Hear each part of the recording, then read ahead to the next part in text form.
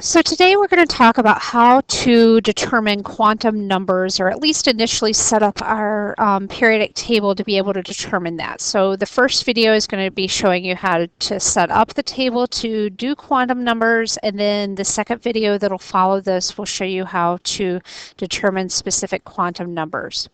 So quantum numbers are acting like an address. They help us to locate an individual electron, specifically the last electron for a particular atom. So it takes a broad area and it's going to narrow it down to a very individual element on our periodic table. So it's kind of like taking the United States, taking that down to the state of Wisconsin, going to the city of Janesville, and then getting specifically down to a particular area, say Craig High School.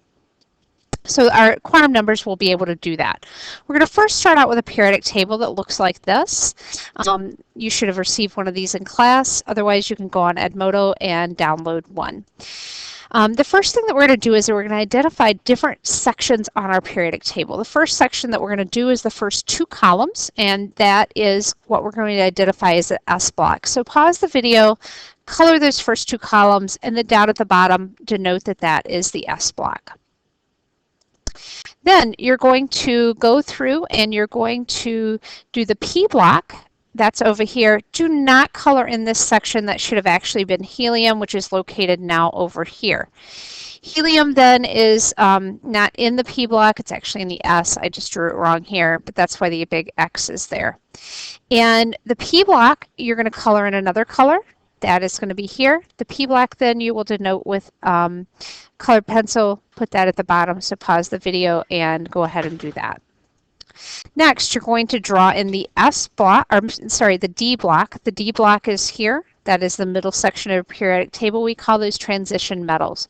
So color that, pause the video, color that in one color, and then denote that at the bottom. The next one is the F block, so that's going to be this section down here. Color that in a color, and then label that as the F, as in Frank block. The first part of the quantum number is denoted as N, and that's going to tell us how far away we are from the nucleus. That is kind of like in a building. It would tell us how far away we are from the ground floor. So the first level is the N equals 1, and then 2, and so forth. So we're going to draw that in our periodic table in a second. Here's the idea. The first level will have one sublevel. The second level is going to have 4 sublevels. So essentially you take this number and you square it. So for the N block, we would have 2 squared is 4. For if the N is 3, 3 squared is 9. And so forth and so on. So you can see as we get down here that that final level is 49 sublevels. That's a lot.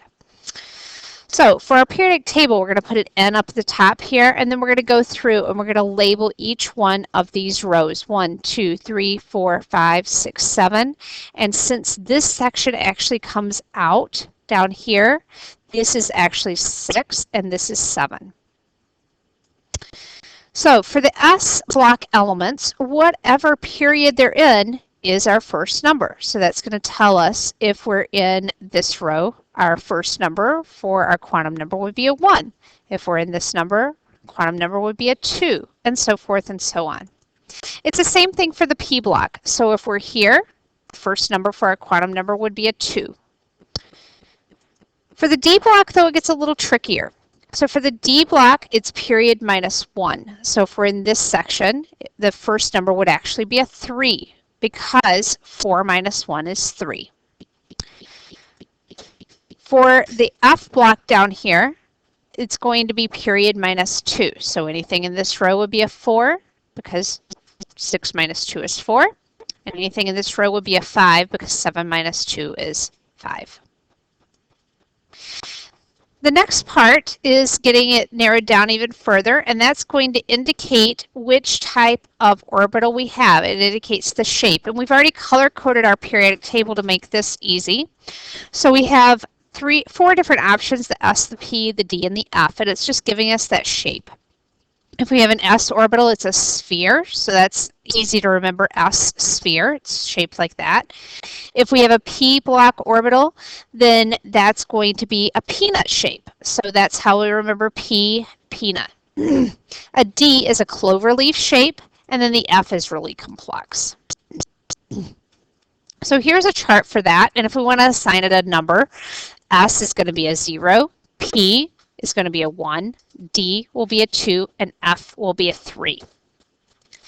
So if we put that on our periodic table to make it easier, our L, which is our next number in this, is if we're in this S section, is going to be a 0, P will be a 1, a D will be a 2, and lastly, our F will be a 3. And it just tells us the shape of the orbital that we're in.